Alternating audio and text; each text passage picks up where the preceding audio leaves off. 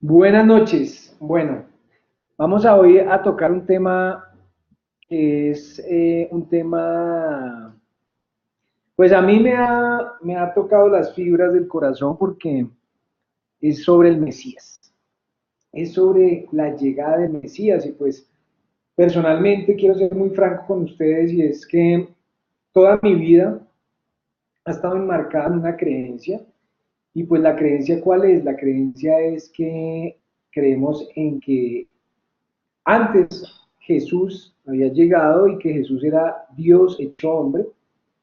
Y, y después de estudiar y estudiar entendemos que Jesús vino y Jesús era el Hijo de Dios y que era el Mesías que había llegado. Y pues es muy importante tener muy claro esto porque el Mesías significa muchísimas cosas.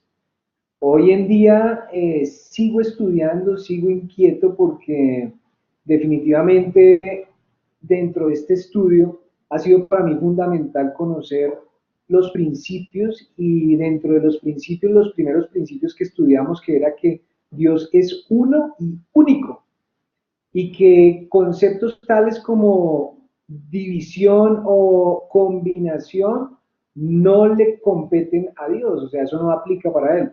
O también que Dios es incorpóreo, es decir, conceptos como que Dios puede estar en un cuerpo, eso tampoco es posible desde estos principios.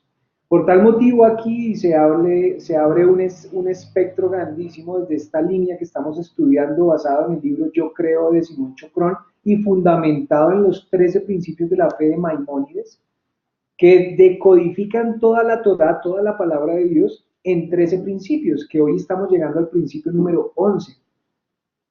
Y pues este principio habla del Mesías. Y al final, pues lo que tenemos que decir con plena fe es que yo creo en la llegada del Mesías. Y aunque se retrase, esperaré su llegada cada día. Y los seguidores de Jesús, pues tenemos que estar diciendo, si creemos que Él es el Mesías, entonces es que Él ya vino, Él ya hizo una primera venida.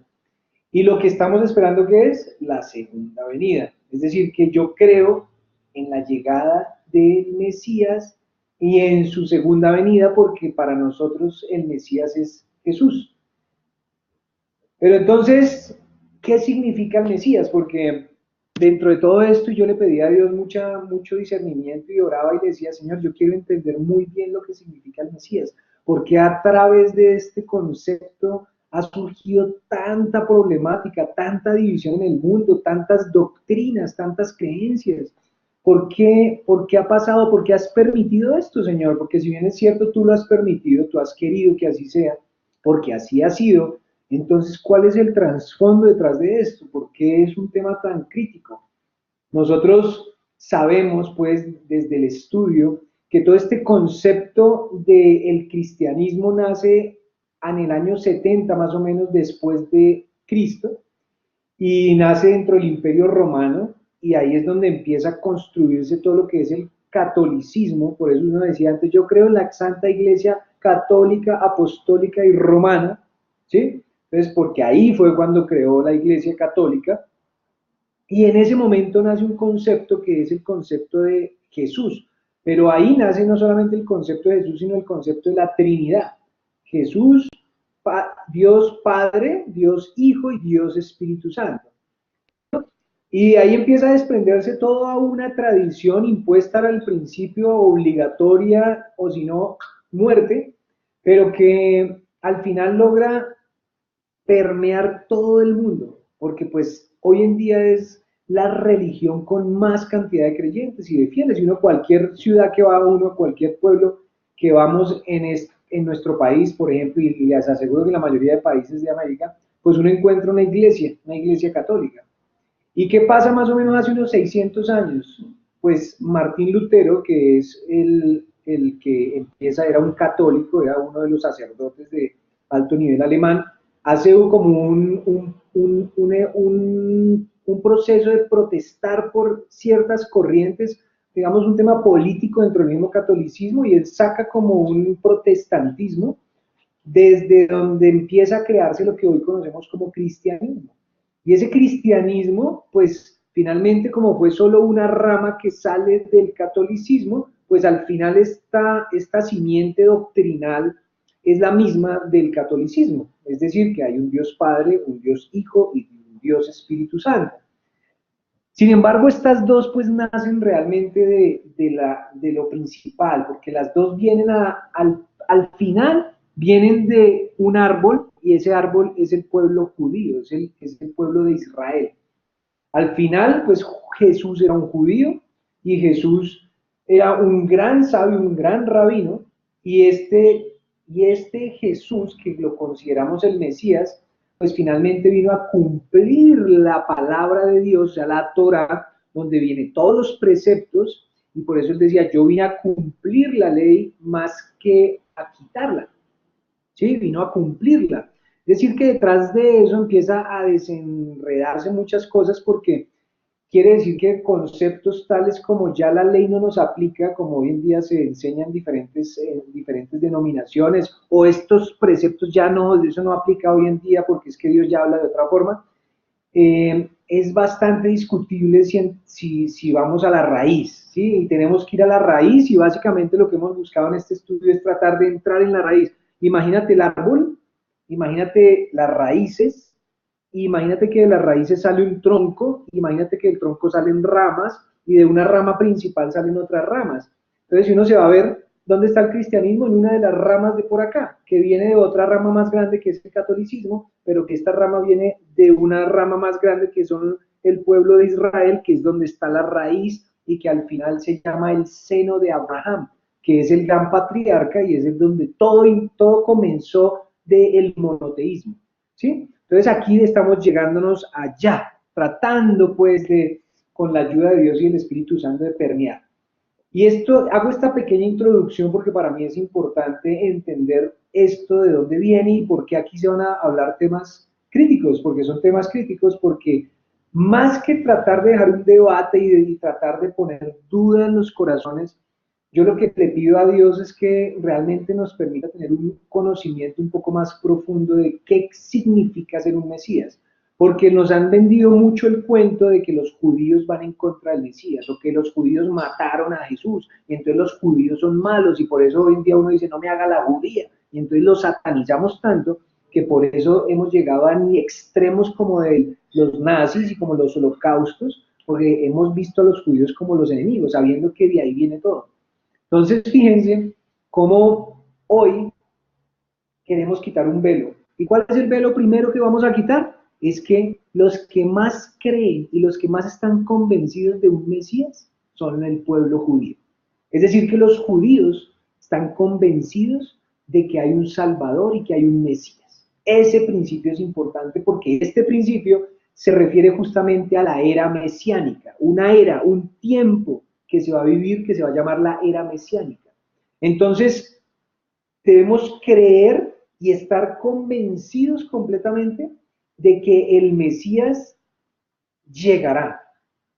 Y él llegará en el tiempo de Dios, puede ser que ha llegado, esté y llegará, porque acuérdense que Dios ha sido, es y seguirá siendo. Entonces aquí hay un tema de tiempos bien interesante que me ha como llevado a pensar otras cosas.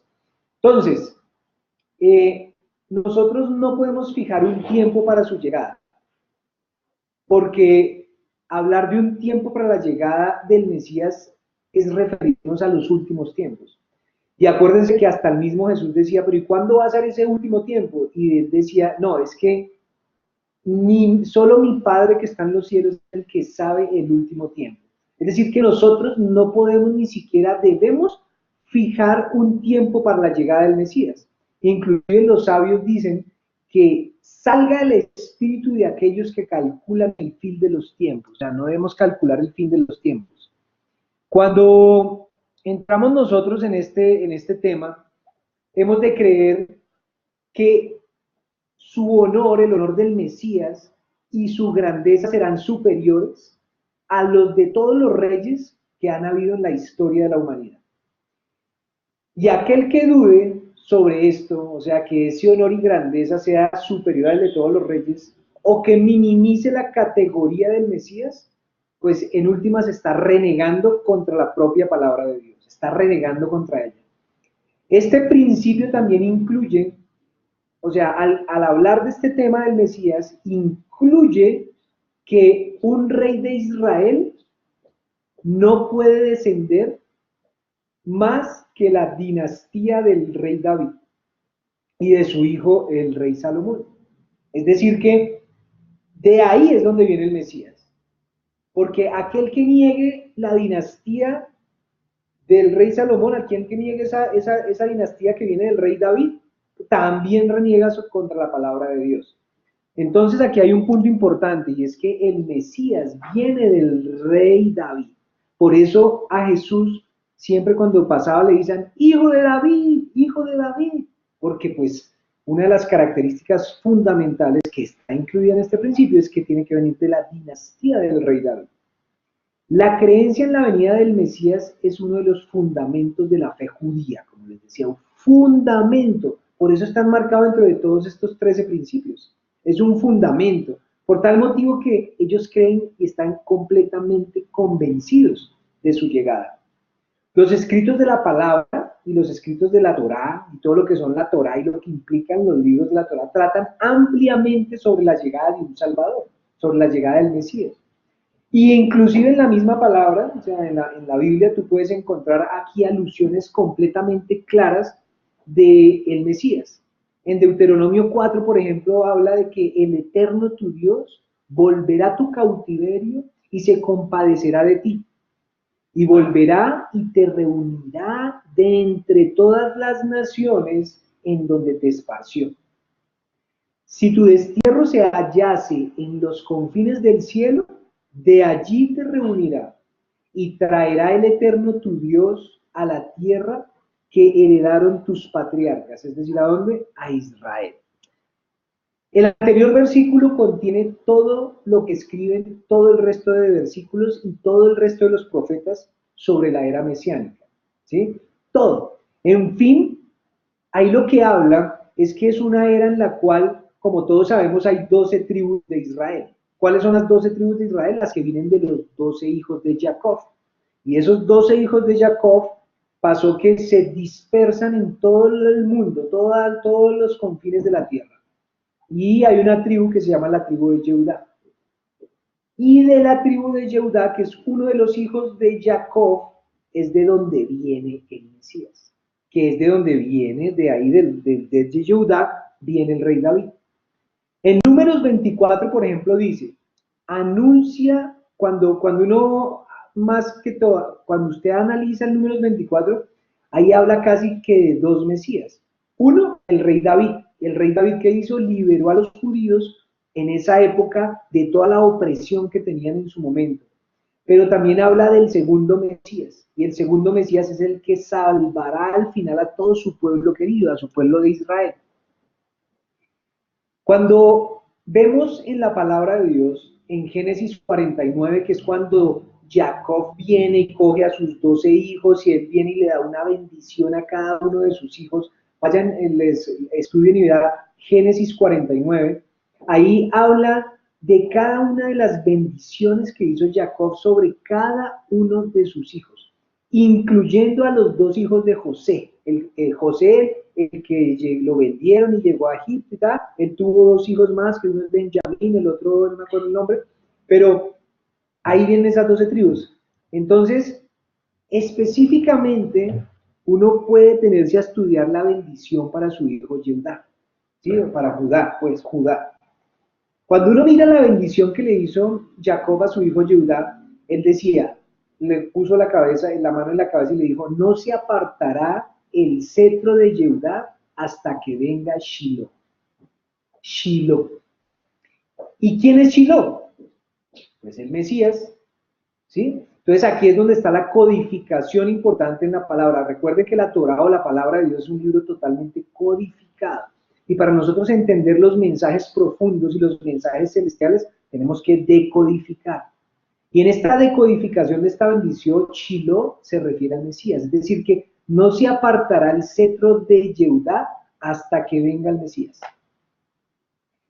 Y el pertenecer, o sea, ¿Y qué quiere decir? Que a él, a el Mesías, pertenece el reinado y a él, al Mesías, se someterán las naciones. Y ahí es donde yo he visto que es donde está el gran inconveniente de por qué el pueblo judío no cree que Jesús es el Mesías.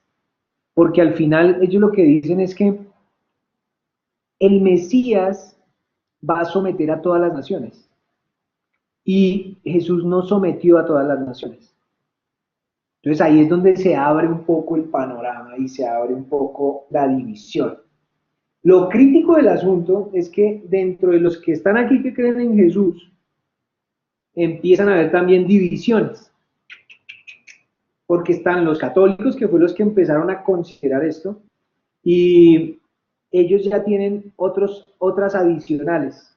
Y luego los cristianos, pero dentro de los cristianos están los testigos de Jehová, y dentro de los testigos de Jehová están los adventistas, y luego están los mormones, y luego están bueno, eso hay una cantidad que ni se imagina. Y se ha vuelto un tema tan crítico que ustedes empiezan a ver como una lucha, de quién tiene la razón y quién tiene la verdad.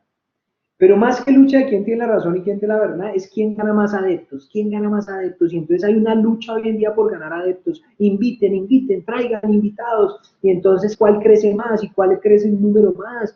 Bueno, y eso es un tema tremendo de racismo, porque se menosprecian en unos con los otros, nos menospreciamos. Ah, no, es que los testigos de Jehová, dicen en los cristianos, esos son una secta.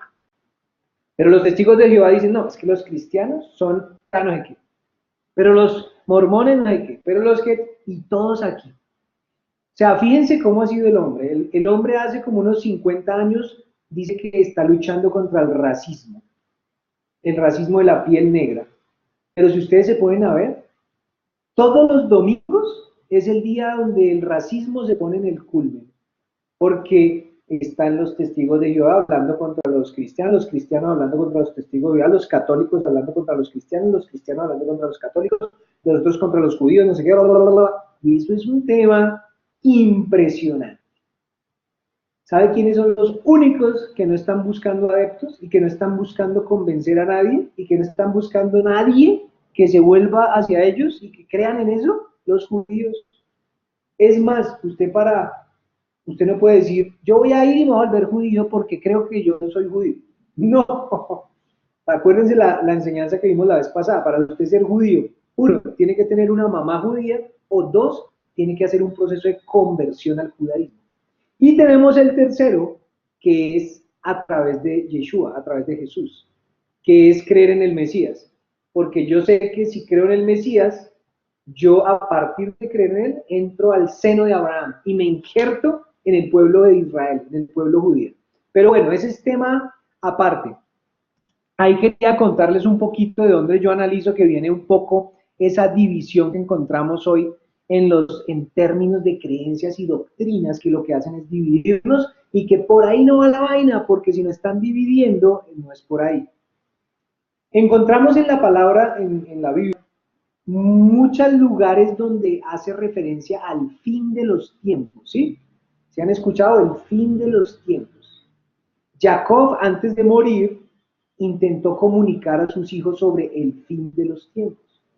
Y también Bilam le declara a Balac en Números 24:14, buscan Números 24:14, ven, te voy a advertir de lo que este pueblo hará a tu pueblo en el fin de los días, o sea, en el fin de los tiempos.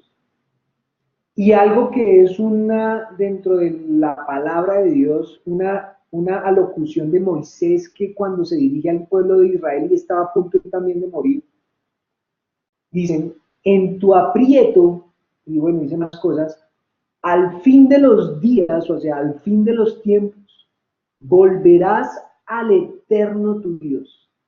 Volverás al eterno tu Dios. Esto es Deuteronomio 4:30, para que lo miren. Volverás al eterno tu Dios. Quiere decir entonces que este fundamento de creer en el Mesías se relaciona con el fin de los tiempos y se relaciona con volver al eterno tu Dios. Los sabios indican entonces con estos tres componentes que la época llamada el fin de los días o el fin de los tiempos es lo mismo que hablar de la época mesiánica. La época mesiánica. ¿Qué quiere decir la época mesiánica? Es la época gobernada por el Mesías. Acuérdense de ese rey que estuvimos hablando anteriormente. Ese rey que va a dominar todas las naciones, el Mesías. Isaías 11 dice, y saldrá vara del tronco de Ishai, Ishai era el padre de David, y rama de sus raíces florecerá, y posará sobre él el Espíritu de Dios, espíritu de sabiduría y de inteligencia, espíritu de consejo y de fortaleza, espíritu de conocimiento y de temor de Dios. Y habitará el lobo con el cordero, y el tigre con el cabrito yacerá. No harán el mal, y no dañarán en todo mi santo monte. En todo su santo monte no dañará a nadie nada.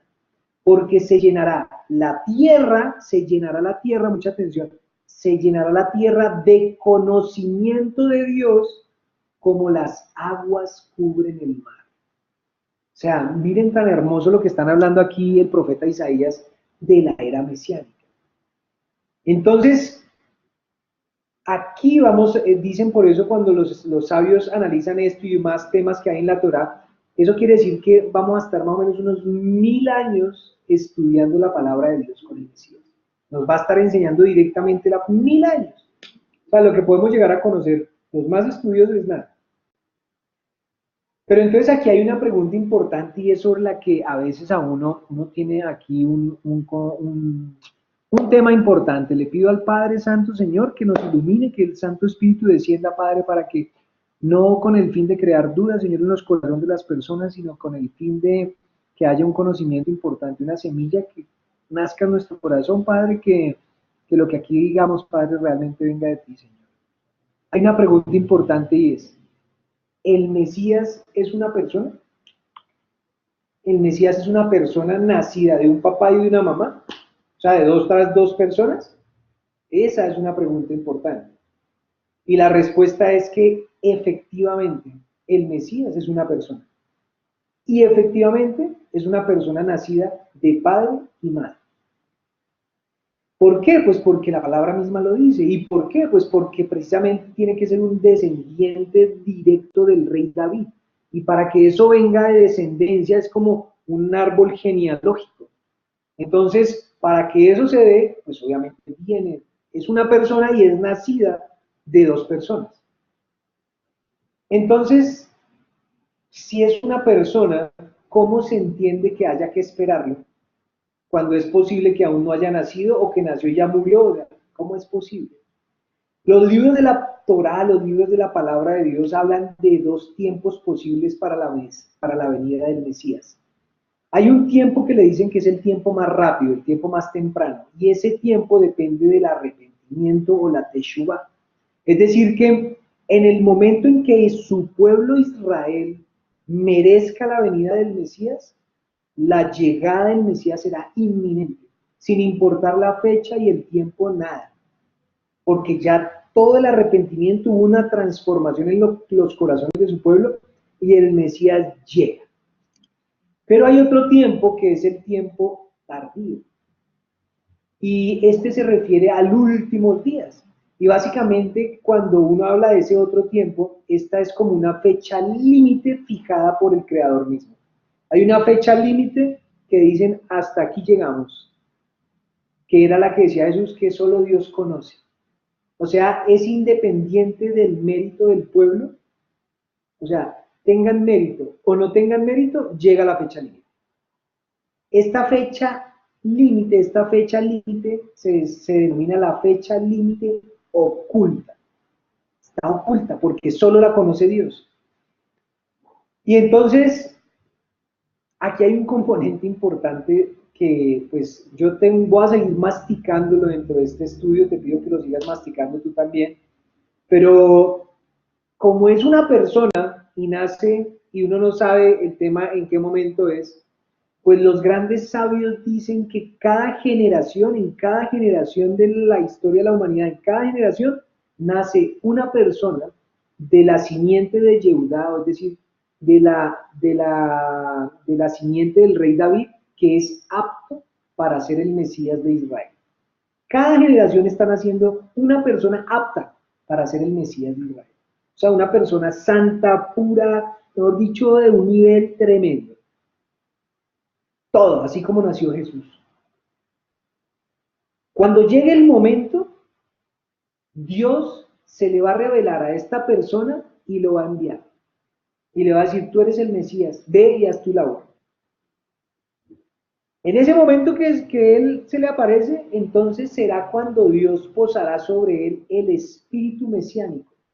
El espíritu que cuando miramos el Nuevo Testamento y hablamos de Jesús, es el momento en que tiene la inmersión Jesús con Juan el Bautista o Johanán el Inmersor, sube y en ese momento desciende el Espíritu, que dicen, descendió el Espíritu sobre él. Entonces se posa el Espíritu mesiánico sobre él, porque ese Espíritu mesiánico es uno, y fue guardado y conservado preciosamente arriba en el cielo hasta el momento en que llegó el Mesías. ¿Sí? Hasta el momento de la llegada del Mesías.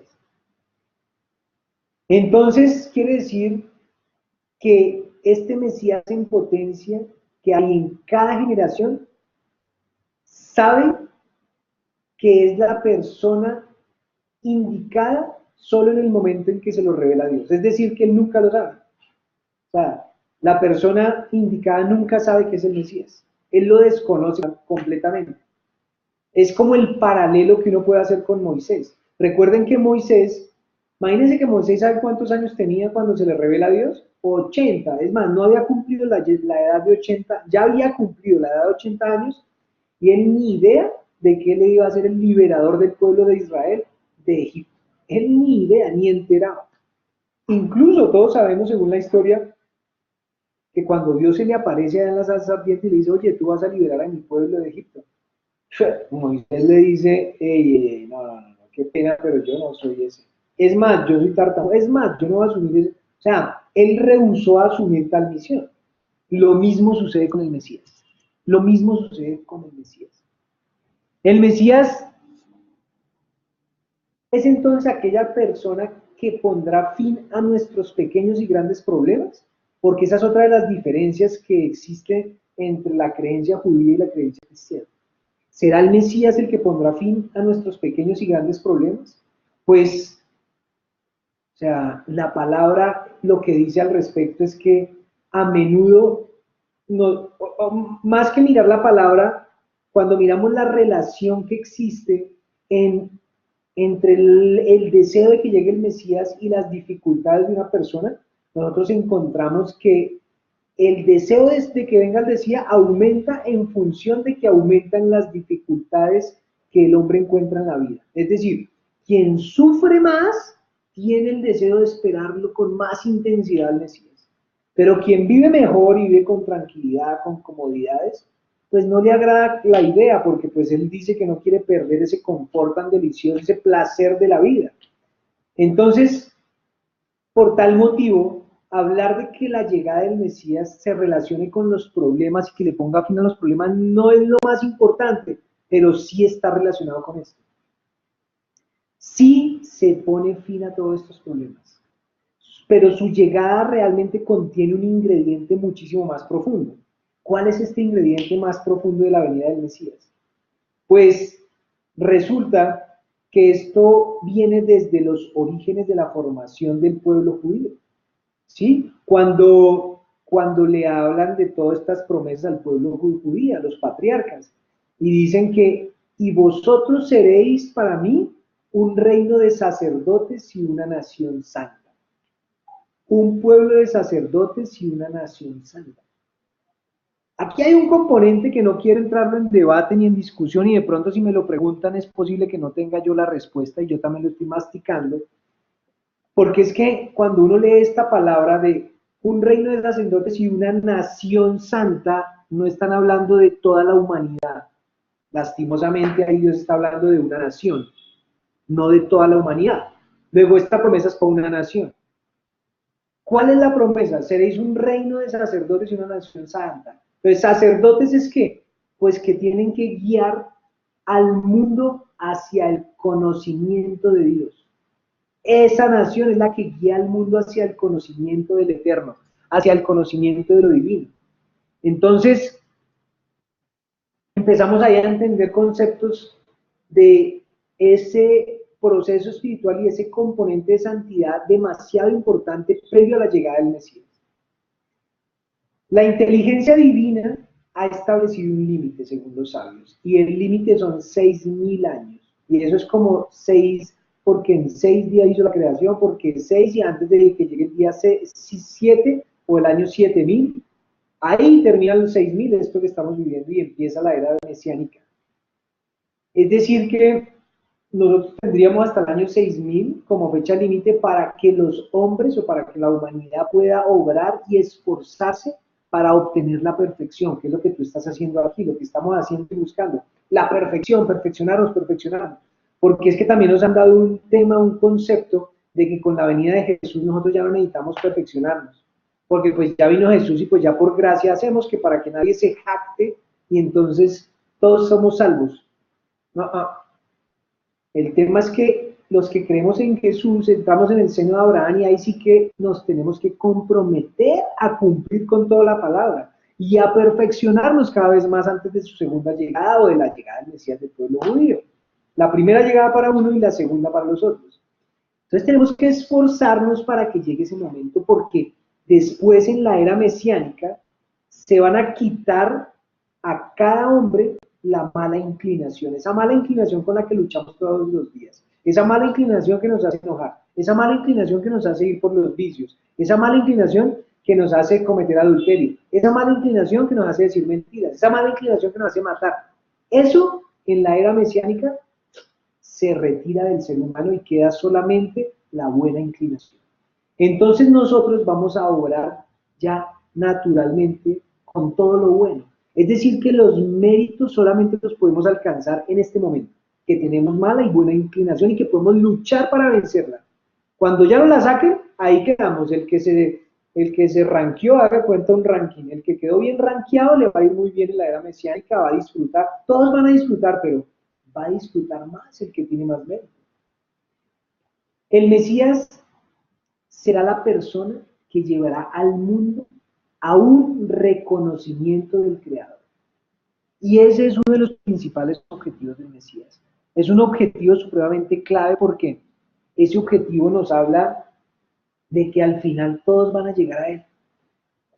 Aquí hay una parte muy bonita de Isaías 2, del 2 al 3, que habla sobre este concepto precisamente. Y dice, y acontecerá que en el fin de los días el monte de la casa del Eterno será establecido como cabeza de los demás montes y más elevado que los collados, y afluirán de él, y afluirán a él todas las naciones. Y vendrán muchos pueblos vendrán y dirán, vayamos y subamos al monte del Eterno, a la casa del Dios de Jacob, oiga, del Dios de Jacob, para que nos enseñe en cuanto a sus caminos y para que andemos en sus senderos. Porque de Sión saldrá la ley y la palabra del Eterno de Jerusalén. Apunten, Isaías 2, del 2 al 3, para que la mediten y para que la practiquemos un poco más, porque bastante profundidad en esta profecía, bastante profundidad, porque al final entendemos aquí la importancia de su pueblo, la importancia y la responsabilidad que tiene el pueblo de Israel de cumplir con sus preceptos. Entonces, la pregunta es, ¿podremos saber esa fecha de su llegada? Pues solo Dios lo sabe. Solo Dios lo sabe porque la fecha exacta de la llegada del Mesías nos es desconocida. Nosotros no tenemos claridad de cuál es esa fecha. Daniel 12:4 nos dice, pero tú, oh Daniel, calla las palabras y sella el libro hasta el tiempo del fin. El que quiera entender lo que dice Apocalipsis, tiene que entrar a estudiar lo que dice Daniel. O sea, si tú quieres entender Apocalipsis y toda esa profecía del fin de los tiempos, tienes que tener muy claro el libro de Daniel, porque es el fundamento del Apocalipsis. Entonces, hablamos de que la fecha límite en la cual deberá llegar el Mesías es, según el calendario judío, el año 6000. ¿Quieren saber en qué año estamos? Estamos en el año 5778. ¿Eso qué quiere decir? Dicen los sabios que estamos en la época que se llaman los talones del Mesías. Es decir, que ya le estamos viendo los talones. Ya está pisando, ya está pisando. Es decir, que estamos muy cerca de la transformación y de esa era mesiánica. Y están ocurriendo eventos totalmente trascendentales que cumplen muchísimas profecías para que se dé la llegada del Mesías y empiece la llegada de los últimos tiempos. Una de las cosas importantes de las enseñanzas que actualmente hablamos de la era premesiánica es que los gobiernos se volverán ateos. Los gobiernos se volverán ateos. Durante la era premesiánica los gobiernos se volverán ateos y resulta que en esta época que estamos viviendo, más que en cualquier época, se han declarado justamente ateos los pueblos, los presidentes y los gobiernos de los países y han prohibido completamente el tema, o más bien han coartado el tema religioso en la educación y bueno, todo lo que escuchamos aquí en Colombia, escuchamos sobre eso un debate grandísimo. ¿Sí? ¿Por qué? Porque hay últimos tiempos y porque adicionalmente es parte fundamental del cumplimiento de la profecía y de lo que se vaya a dar para la llegada de él. Miren, es tanto así que hasta el mismo gobierno de Israel, cuando se estableció como gobierno en 1947, cuando se crea nuevamente el Estado de Israel, el gobierno se declaró laico, es decir, que no era de una única religión, imagínense. O sea, el mismo gobierno de Israel, cuando se constituyó, se proclamó laico. Entonces ahí tenemos una parte clave para saber que estamos en los talones de la era mesiánica. Eh, Imaginen otra profecía y es que los jóvenes humillarán a los ancianos. Imagínense. Los ancianos se pondrán de pie ante los jóvenes. O sea, todo el mundo al revés. No era como antes que llegaba el anciano y los jóvenes, mejor dicho, llegaba la sabiduría. No, ahora, mejor dicho, los pelados a este cucho, y los viejitos ya les toca ahí con los jóvenes. O sea, se volteó. Otra, los hijos deshonrarán a los padres. La hija se alzará contra su madre. Uy, yo tengo en mi familia un caso de esos, de una hija alzada contra la madre, pero impresionantemente. Yo no lo puedo creer. Pero cuando leo esto, digo, definitivamente, Señor, estás mostrándome que la era mesiánica, que la llegada del Mesías está realmente cerca, que los últimos tiempos están, ya podemos olerlos. Cosas como lo que está pasando con Trump, que está trasladando, no mentira, que está trasladando, no, que trasladó la embajada de Estados Unidos a Jerusalén, es parte fundamental del cumplimiento de esta profecía. Y lo que viene. Entonces,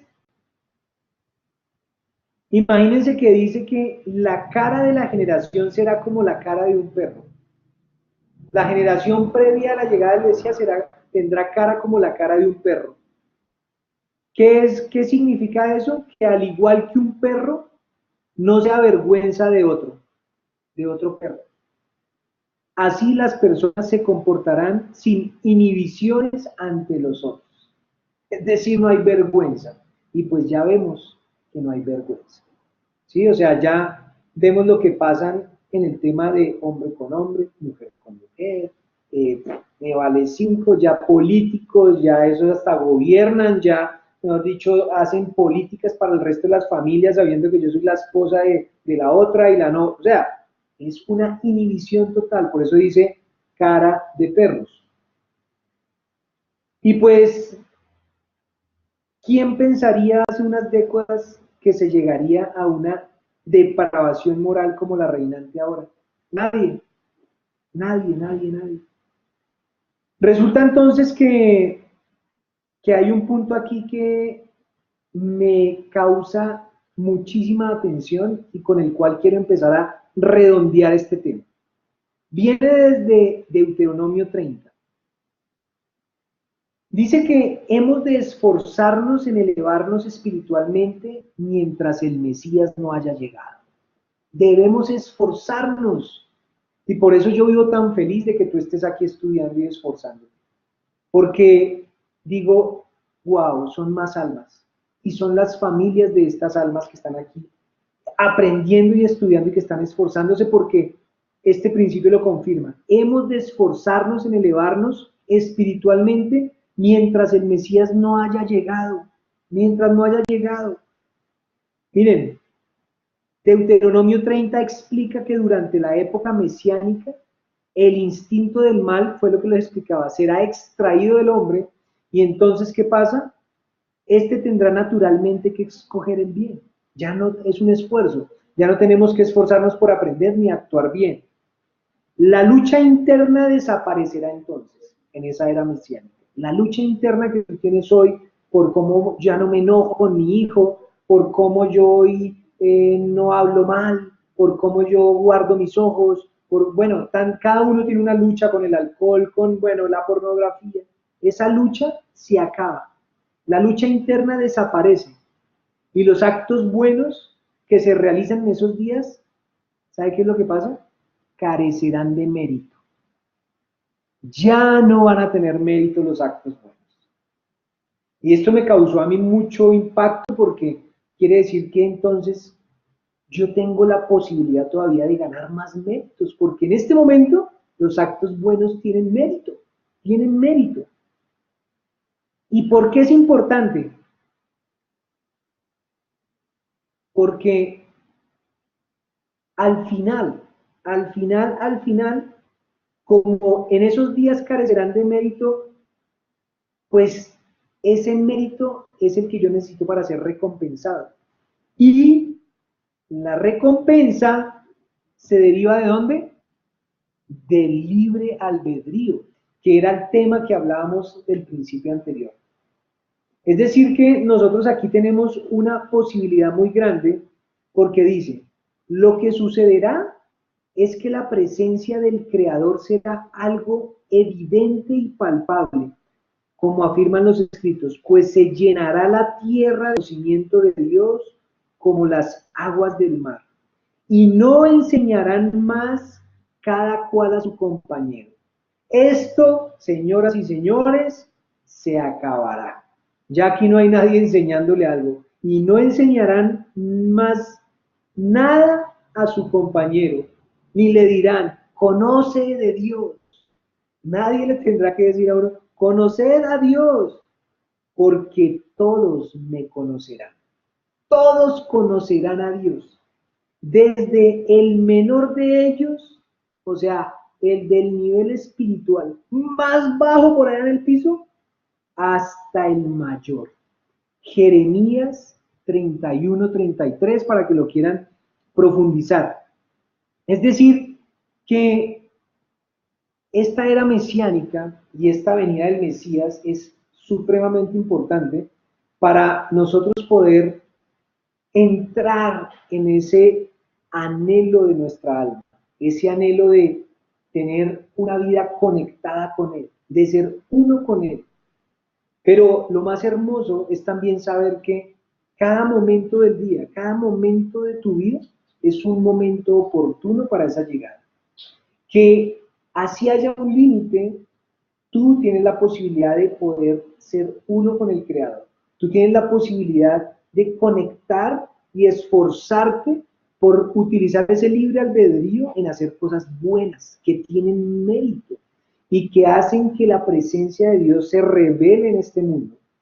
Entonces, nosotros, con este total convencimiento que lo que está escrito en este libro, en la palabra de Dios, es verdad y que es un libro de instrucción y que aquí es donde yo puedo dirigirme para saber cómo debo comportarme, cómo realmente puedo elevar toda la creación y cómo yo también puedo apresurar la venida del Mesías, pues no queda otra que seguir el camino.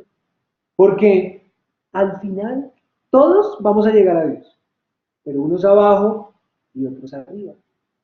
Yo deseo llegar lo más arriba posible y yo deseo que tú llegues lo más arriba posible. Porque el esfuerzo que estás haciendo no es en vano. Porque hoy, aunque es un tema de bastante, ¿cómo le decimos? De bastante controversia, es un tema fundamental para entender el amor de Dios. Ese amor de un Dios misericordioso que advierte su ira, que es tardo para castigarnos. Porque acuérdense como dice, no por nosotros, Señor, no por nosotros venimos ante ti, sino por tu nombre santo. Por tu nombre santo, para loor de tu nombre, te pedimos que nos perdones. No por nuestros méritos, perdónanos para loor de tu nombre, que digan, ese Dios sí que es misericordioso. ¿Sí? Porque a tú le prometiste a los profetas eso, para loor de mi nombre seré paciente contigo a fin de no destruirte. Y eso es un amor gigante, Padre. Y eso es el amor del Mesías. Y por eso esa promesa será cumplida. Ese Mesías llegará, salvará al pueblo y nos entrará en una era mesiánica soñada por todos. Y el deseo de nuestro corazón es que cuando eso ocurra, verdaderamente nuestras almas, las almas de nuestras generaciones, estén con un mérito gigante para recibir cosas que ni nuestra mente es capaz de comprender. Muchísimas gracias por este tiempo, muchísimas gracias por esperarme en el día de hoy.